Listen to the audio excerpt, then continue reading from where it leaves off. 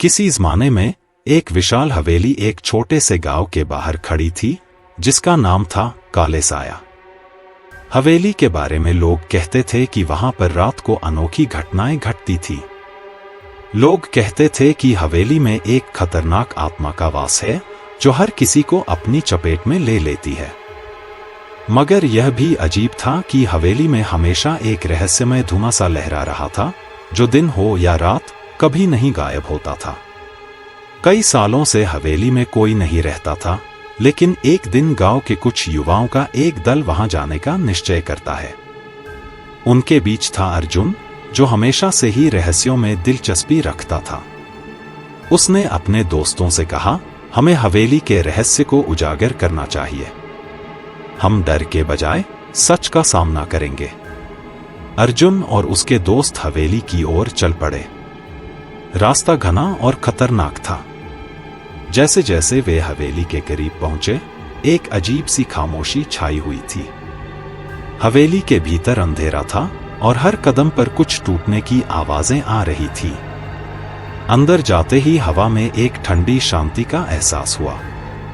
अचानक हवेली के बड़े दरवाजे बंद हो गए, जैसे कोई अदृश्य शक्ति उन्हें अंदर से बंद कर रही हो।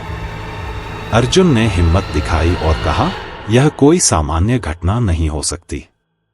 हमें अंदर जाना होगा और पता लगाना होगा। वे धीरे धीरे हवेली के भीतर दाखिल हुए। दीवारों पर पुरानी तस्वीरें और तामझाम फैले हुए थे। अचानक एक दरवाजे की आवाज आई।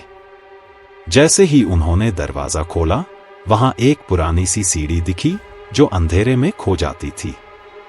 सभी लोग डरते हुए सीढ़ियों पर चढ़ने लगे। जैसे जैसे वे ऊपर चढ़े, उनकी सांसें तेज होने लगीं। सीढ़ी के अंत में एक पुराना कमरा था। कमरे में घना अंधेरा था, लेकिन अचानक एक हल्की सी चमक दिखी, जो किसी दीपक की थी। अर्जुन ने दीपक की ओर बढ़ते हुए देखा और तभी उसे एक विचित्र आवाज सुनाई दी। क्यों आए हो तुम लोग यहाँ? यह आवाज किसी महिला की थी, लेकिन उसमें इतनी गहरी डर और दर्द की गूंज थी कि वे सभी कांपने लगे। अर्जुन ने हिम्मत जुटाकर पूछा, तुम कौन हो और यह हवेली क्यों काली है? महिला की आवाज फिर आई, मैं हूं राधिका, जो इस हवेली की मालकिन थी। मेरी हत्या इसी हवेली में हुई थी। वह आदमी जिसे तुम जानते हो, वह मेरे जीवन का सबसे बड़ा धोखेबाज था। उसने मुझे धोखे से मार दिया और अब मैं यहीं बंदी हूं, अपने कातिल से बदला लेने के लिए। सभी लोग घबराए हुए थे, लेकिन अर्जुन ने हिम्मत नहीं हारी। हमें तुम्हारी मदद चाहिए, हमें तुम्हारे कातिल का नाम बताओ। महिला की आवाज फिर से गूंजी, उसका नाम था विक्रम। वह हवेली का मालिक था और उसका दिल काले इरादों से भरा हुआ था। वह अब तक यहां था, लेकिन उसने अपना रूप बदल लिया था। अर्जुन और उसके दोस्तों ने अब पूरी तरह से हवेली को खंगालना शुरू किया। कमरे के हर कोने में अजीब से निशान और संकेत दिख रहे थे। एक कमरे में एक पुराने तिजोरी की आवाज आई और जब उन्होंने उसे खोला तो उसमें एक कटा हुआ चित्र मिला, जिसमें विक्रम और राधिका की तस्वीर थी। लेकिन विक्रम का चेहरा बहुत ही अजीब दिख रहा था। वह अधूरा था, जैसे वह किसी राक्षस के रूप में बदल चुका हो।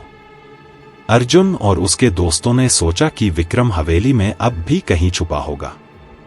जैसे ही वे कमरे से बाहर आए, उन्हें एक भारी सी खून की महक आई। और तभी अचानक विक्रम का चेहरा सामने आया। वह इंसान नहीं, बल्कि एक भूतिया और भयावह प्राणी बन चुका था। तुम लोग नहीं बच सकते, विक्रम की आवाज गूंजने लगी और हवेली के सभी दरवाजे बंद हो गए। कभी वह विक्रम उनके पीछे दौड़ता था, कभी राधिका की आवाज सुनाई देती थी। पूरा वातावरण आतंक और गहरे रहस्य से भरा हुआ था। अंत में अर्जुन और उसके दोस्त उस भयावह हवेली से बाहर भागने में सफल हो पाए, लेकिन इस दौरान वे समझ गए कि उस हवेली का रहस्य हमेशा अनसुलझा रहेगा। राधिका की आत्मा अपनी मौत के बाद भी शांति नहीं पा सकी थी और विक्रम का काला साया हवेली में हमेशा बना रहेगा।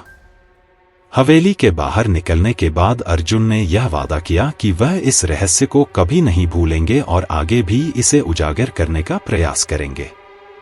लेकिन किसी को नहीं पता था कि उस हवेली में जो साया रहता है वह अब और भी भयानक रूप ले चुका था।